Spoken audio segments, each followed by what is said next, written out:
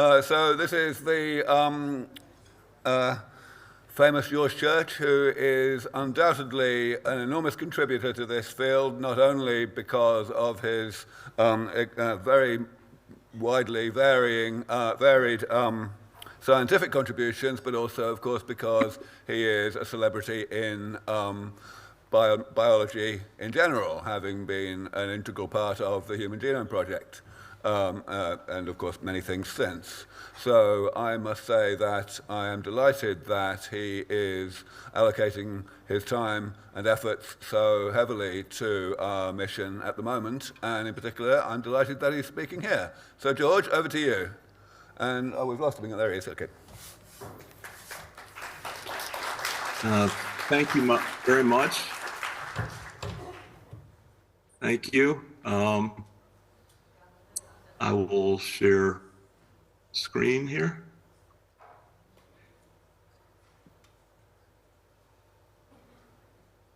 And I will have many thank yous in this talk. This is the first of almost every slide has thank yous on it. This is thank you to organizations that help bring some of our crazier ideas down to earth and into the market and clinic. I am addressing longevity today, which is very unusual for me, as you'll see in a moment. You're welcome to communicate to Twitter if you want, or X. So the request is not to survey the large range of areas that I'm working on in longevity space, but rather do a deeper dive. So the deeper dive is specifically on longevity. I don't typically focus on it because the human standard deviation in lifespan is at least 15 years. That results in long clinical trials, unaffordable by most groups. The FDA didn't consider it a disease. It's still not absolutely clear how seriously to take it as a disease. But the good news is we can address multiple diseases of aging and get the same approval. Extension of youth, I think it goes without saying, is what we're talking about rather than mere longevity. And we often consider it, as I said, practical to do multiple disease of aging. So what I'm not covering today is work in our lab on diagnostics that are relevant to aging, in particular biomarkers and age clocks, which are forms of diagnostics. I'm mostly going to avoid cell culture as an assay, and eye disease. I'm not going to be talking about human germline, but I will be talking about germline. Nutrition, anecdotes, spatial omics. I would love to talk, but we won't. And there's a difference between longevity and stopping aging or reversing aging or immortality. These are all distinct concepts, as I'm sure you're all aware. I'm going to focus a little bit on enhancements that might get us to youthful longevity. So I hope this doesn't need to be said, but be cautious of headlines. The headlines will often confuse cells, self-assays versus whole body assays. They'll confuse the anecdotes with randomized clinical trials. There's no substitute for randomized clinical trials. In an ideal world, you've got survival curves in animals to back it up, and eventually humans. So here's two headlines, just random examples. Age reversal breakthrough, Harvard MIT discovery could enable whole body rejuvenation. There was nothing in this article had anything to do with whole body. It was just could enable is the weasel words. Harvard genetics professor sleeps a little, exercises a little, claims, and this is self-reported, and I'm not the Harvard genetics professor being discussed here, that this is self-reported and it's not a one-size-fits-all anecdote. So be overcautious about overtraining on biomarkers. So you could get a biomarker that could really fix your one form of cholesterol and not deal with cardiovascular. You can fix your methylation of your DNA without restoring youthful physiology. So we have to consider in the longevity quest, not just one size fits all, something that sells diet books, but personalized and precision medicine. And to this, and I highlight an example of a diet book that is somewhat personalized, or at least is addressing some of the risks of supplements. In this particular case, it's addressing the risk of hemochromatosis because we put iron in almost all of our foods. It's certainly a huge fraction of them. And so some people are at risk for hemochromatosis, and some people may have a lesser form of that. And beta carotene, selenium, folic acid, iron, dairy, resveratrol, these all have, in some people, as a combination of their genetics and their environmental experience, have risks of things like lung cancer, squamous skin cancer, hemochromatosis, cardiovascular, and interaction with drugs. Now, you'll see these survival curves, Kaplan-Meier plots and so forth. These are very important. They're much easier to do in animals. With very mature drugs, we will get these, such as anti-diabetes and cardiovascular drugs. And very often they're introduced, they're approved initially for a biomarker, but then later you'll get something that's closer to longevity, in this case, years since discharge after heart failure. Infectious diseases weren't classically, weren't necessarily considered age-related diseases, but they certainly are. Here's 6 of them. And these are fatality rates. But what's also interesting is, and I'll repeat to this theme, is that there are animals that have very different spectra of disease, including infectious disease. Here's 2 champions, vultures and Komodo dragons. These things can eat, black plague. They can eat salmonella and various anaerobic bacteria that cause death, botulism, and so forth, without effect. Partly because of their immune system, and partly because their stomach acid is higher than most other animals. And if you look at all of the causes of diseases, combinations of genetic and environment, and they all tend to go up with age. But there's one that's relatively flat that we need to be careful about when we solve all the diseases of aging, and these are accidents.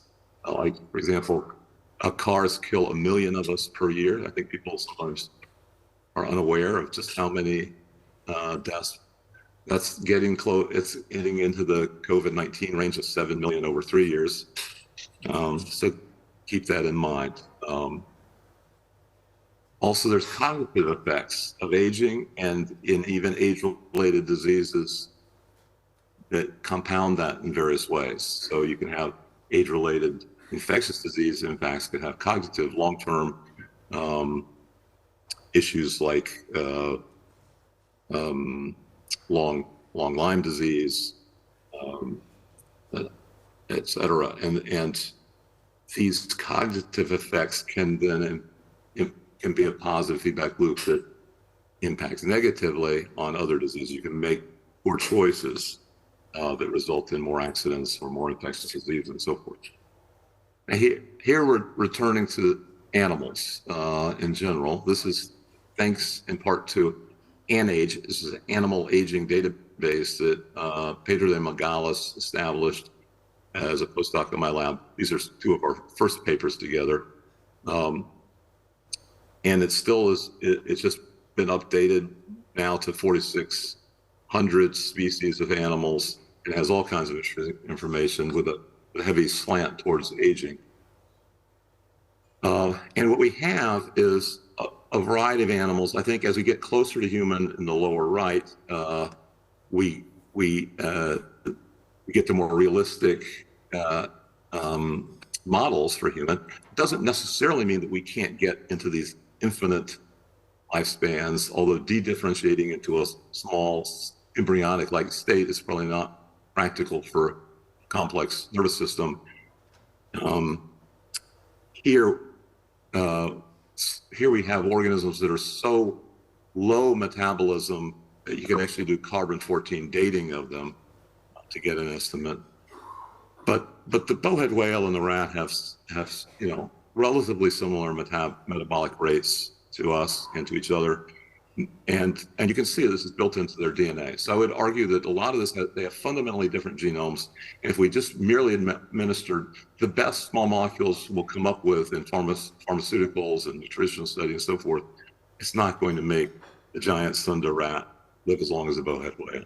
We have to focus on the genomes and its effects. Now we can focus on the genome in two ways: somatic gene therapy and germline engineering. And you might say germline's off the table because of ethical reasons. Well, yes and no, and we'll get to that in a second. So for somatic, the advantages are shorter clinical trials, and most importantly, 8 billion of us are already past the point, well past the point where germline would be appropriate therapeutic for us. So I think this makes it completely, these two things make it quite impractical for most of us, of the market, so to speak.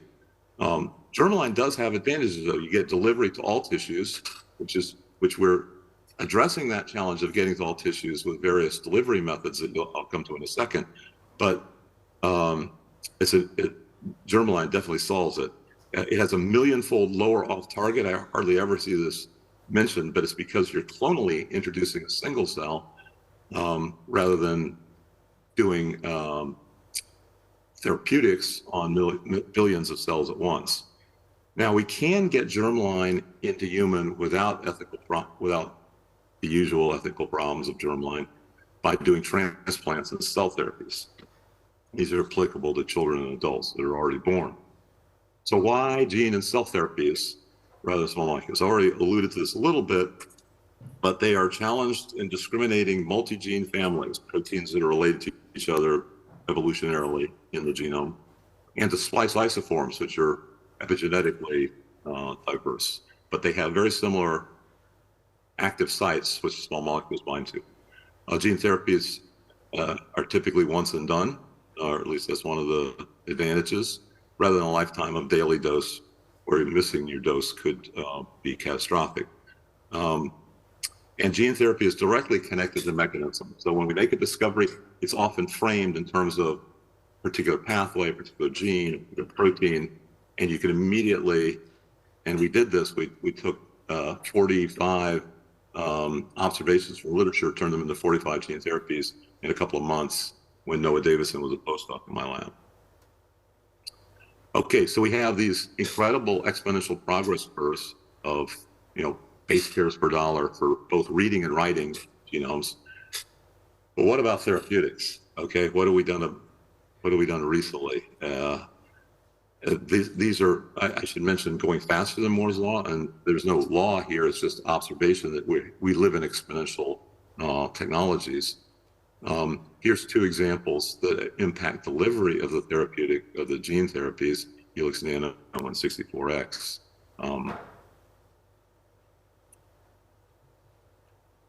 So we have done something about gene therapies and delivery. Speaking broadly here, the rare diseases are still in the range of $2 million to $3.5 million per dose, making the most expensive in history therapies. But that's mostly because they're rare. If you look at common diseases that are addressed by formulations that are in a production sense almost identical to gene therapies, we get $2 a dose instead of $2 million a dose. And so, for example, here's 3 companies that produced adenoviral capsids delivering double-stranded DNA for COVID-19, and 2 companies, lipid nanoparticles, delivering messenger RNA single gene for the spike protein. And this has now been tested on billions of people with good outcomes. Who knows how much less the $7 billion excess deaths would have been if we had these on day 1 of COVID. And people taking it, by the way.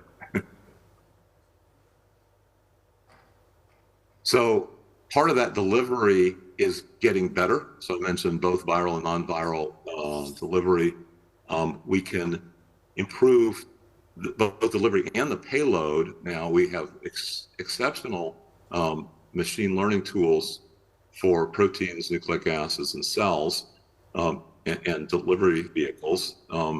And we combine this machine learning with mega libraries. These are libraries of 1 million or more designed components. These are not randomized proteins. These are designed in a particular segment, and we can now get up to 100% substitution of new amino acids. So we no longer restricted to maybe on the order of a few percent change. Pierce and Eric published Science and Nature Biotech papers on this, and here's an example of a heat map. We have all possible amino acids on the y-axis and all the positions along the genome on the x-axis, and various, this is just a subset of the tissues you can look at. And here's their first really big success in a product, which is called BCAP1, which beats by far the previous best delivery, natural capsid delivery to the brain. This delivers to all over the brain very effectively and specifically. So a quick drill down onto what we can do for multiplex engineering of enhancements, cell enhancements in principal gene therapy and organs. This is how you can get germline from animals into humans. So for cold and dehydration, the champions are the Siberian salamander, which can make it to minus 55 for over a month. Here's a midge that uses trehalose to survive, very low water, high radiation. And then we'll talk about immunity, cancer senescence as well. And pathogens, as I pointed out, many of these animals are naturally resistant to a lot of human-specific pathogens. You may know that there are many organisms that are highly radiation resistant, maybe 5 orders of magnitude. What you may not know is that you can convert a very sensitive organism to a very resistant one with as few as 4 genes. And here's a paper that describes that, and we're pursuing this in human cells. We have 2 slides here on avoiding immune rejection, both autoimmune and allo and xeno. And it's not something where you just have 1 edit to the genome and you're done. We needed 69 edits to get the ones that are doing the best in our preclinical trials. They're surviving for 2 years. There's organ transplants into non-human primates, and you could see a few articles on using people that are decedent models that are brain dead, that are their last great contribution to humanity is testing these organs transplants. So 2 years and better. The edits include sugars, which are extreme rejection. There's clotting incompatibilities, complement, major histopathology, which is the main things that are used for matching human-to-human transplants, endogenous retroviruses, so forth. A series of these papers initiated by Luhan Yang, who was a graduate student, postdoc, and co-founder with me of eGenesis. A second example of resisting now autoimmunity is we can, in animals that are genetically programmed to autoimmune demyelination in their brain, can be rescued by human organoids that not only replace the damaged oligodendrocytes, but also are enhanced so that they're resistant to the original autoimmunity via cytokine tricks and things like that. Alex and Paris do, I have to thank, for this Nature Biotech paper, and they co-founded GC Therapeutics to do this sort of thing. We have been dreaming of a way of making any cell resistant or any organism resistant to all viruses. And just this year, we achieved that dream in one case, an industrial microorganism, where we did a serine to leucine swap, 2 codons out of 64 triplet codons. Serine and leucine are wildly different chemically. And if you do that swap in a way that doesn't hurt the host cells, but all viruses need these 2 codons in every protein, so they're broken in so many ways they can't escape And this is true not only for viruses, the dozens of viruses that are already studied in this organism, but we went out and got dozens more from farm waste and sewage and so forth, and could find no shred of evidence of any leak through of any of these viruses. This is thanks to Akos, Svena, and Reagan, published in Nature just this year. We're now applying this to mammalian species of both agricultural, conservation, endangered species, and human health. So, pathways of aging. I believe we need to get all of these right. It's not sufficient to get a few of them right, like caloric restriction or telomeres or stem cells. You really have to get them all right. I've included cancer here as one of these that you have to get right. If you just get one of them right, you might add average of 2 years to our lifespan. If we're talking about extreme longevity, that's just a thimble into the ocean. So how do we try to get all of them right? So behind that kind of thematic circle of 10 hallmarks, there's deep biochemistry for all the pathways involved in those 10 themes. And we can, we're not claiming we know everything, but we might know enough to start the engineering, which is well started. Now I'm going to show a version of the slide in just a second, where I've highlighted with three primary colors, 3 pathways that are extracellular and hence are available to the blood. So you know about parabiosis and interesting experiments there. We wanted to do those with defined factors. These are blood-borne factors. So here they are.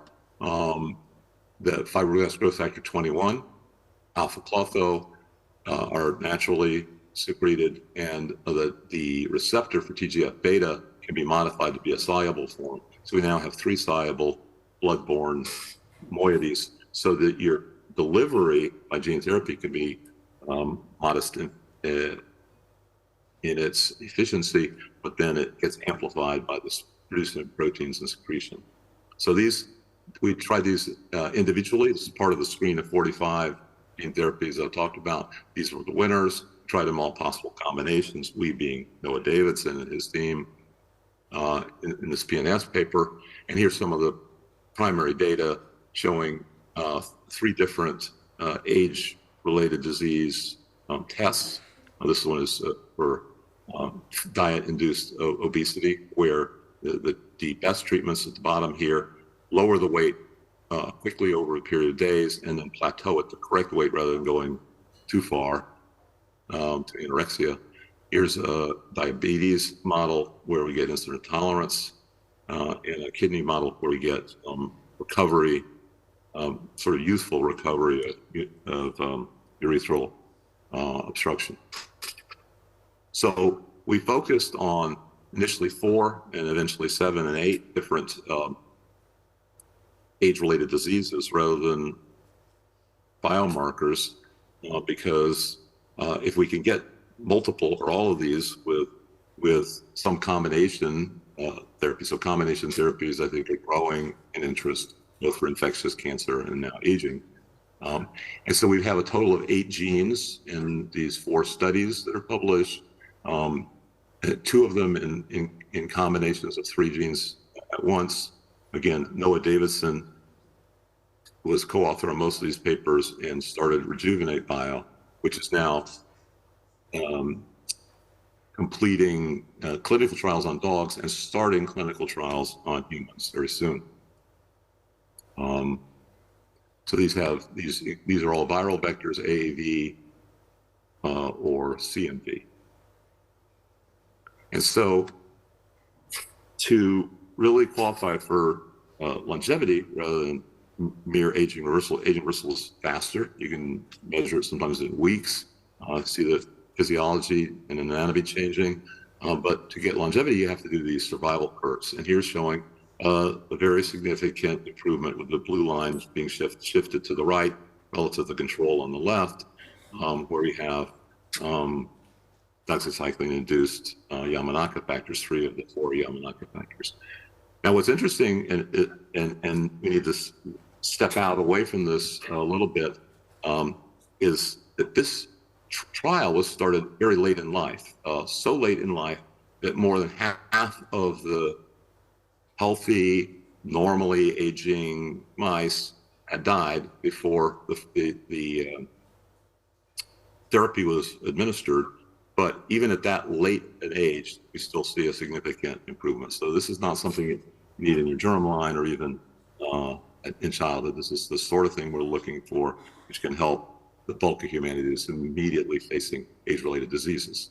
Here's another example from a different company. Last was Rejuvenate. This was Biomedical. I think you saw a presentation on this earlier. Here's the control on the left, and two different gene therapies showing significant improvement in survival on the right, 41 and 32%. And I'm just going to wrap up by saying that there are some things that affect so much of the genome that you might need remarkable editing capabilities, which I'll show you in a second. So, for example, these are repetitive elements, the long interspersed or line elements. The short ones are sign, ribosomal. Got to put centromeres in here. We're also working on which are involved in senescence in these different papers from literature. One approach is the one that one of my companies, Transposon Therapeutics, has taken, where repurposing drugs aimed at HIV that happen to have a particularly good influence preventing hopping around of the line elements. And here's our champion for multiplex editing. We now tackled getting all the line elements, 24,000 of them with an A to G deaminase. We found that essentially every other editing method was too toxic, either because you had a uracil-glycosidase problem or a mismatch repair problem. We had to put in anti-apoptotic molecules, growth factors. Anyway, if you do everything right, you can get very high editing levels, up to 24,000 per cell. You can even do multiple rounds if necessary to really clean it up. All the ones that are accessible and capable of, in this case, expressing the reverse transcriptase and hopping in the genome and landing in places they.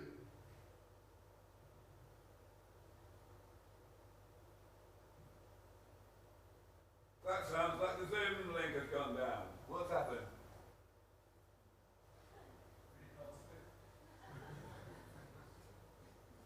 To longevity in the current and near future. Period, full stop. Thank you.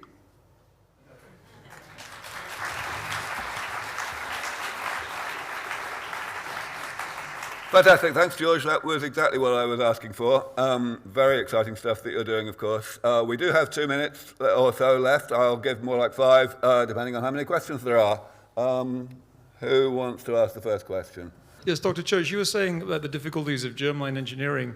Quite a long time ago, I heard about the artificial chromosomes, but nothing in recent years. Is there any way of using artificial chromosomes to in grown people to have the benefits of germline engineering? Yes, so there are 2 ways.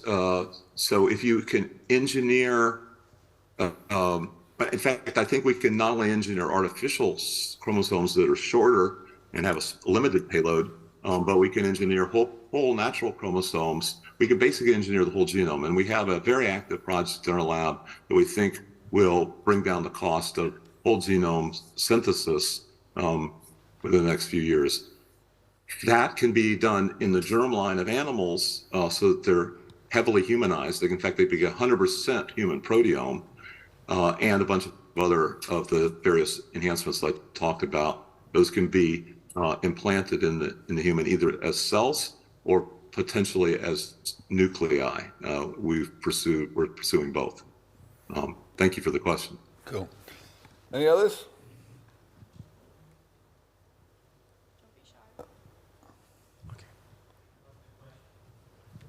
Yeah, wait for the mic.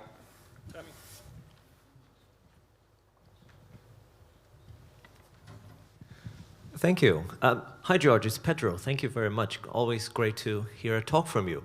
I'll ask a speculative question, if I may. How many gene modifications, how many genes do you think we need to modify to get extreme longevity? So, I mean, you've done some experiments already, right? And there's already some life extension experiments, but how many do you think, or could you guess, will be necessary to get to extreme longevity? How many genes do you think we will need to modify in human beings? Well, it's a great question. The simple answer is I don't know. But the more nuanced answer is we're developing a technology where we can change all the genes.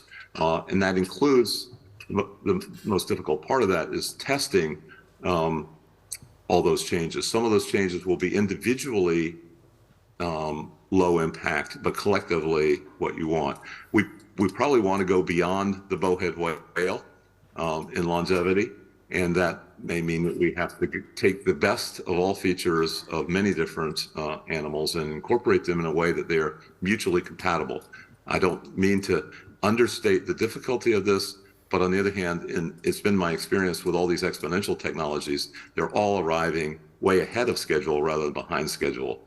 The 20 million fold drop in genome reading took 6 years rather than 6 decades, for example. Same thing with writing DNA. The gene therapy for vaccines arrived pretty quickly.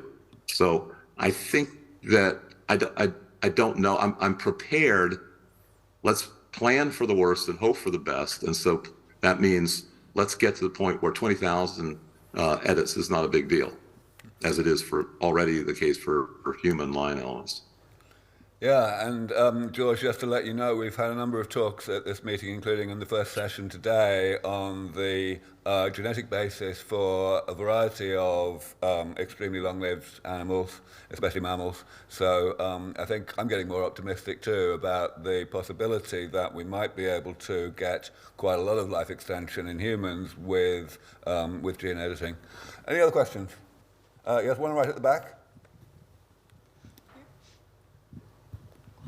So during the conference, I mean, we're all here to see like the latest and greatest in the longevity field. For a lot of us, especially as researchers, when we want to see the state of the art and when we want to get excited about what's occurring, we turn to you and your labs and your research and your companies because it's quite promising. Is there anything outside of your own research and your own companies that you look to that gets you excited about the current state of the field? And there's certain conceptual things going on in research that have you excited versus, say, 10 years ago? Yeah, I want to be as humble as possible here. I would say that what's exciting is that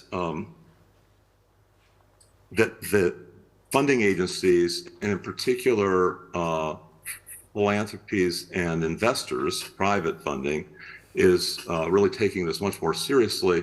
And I think the world as a whole is adjusting to the exponential technologies and the progress that's being made in understanding aging and more importantly applying. We don't need to understand everything in order to engineer. And so what, answer your question, what's giving me great hope is that we're entering the phase where we have more than enough tools to really start getting close to escape velocity, where we're improving lifespan, youth span by more than a year per year. I do, yeah, that's my best answer right now. Yeah, that was a pretty hard question to answer. All right, George, I think we're out of time. Thank you so much, and hope to have you here in person at some point, or maybe we'll come to you. Thanks very much. Bye-bye. Thank you. Thank you.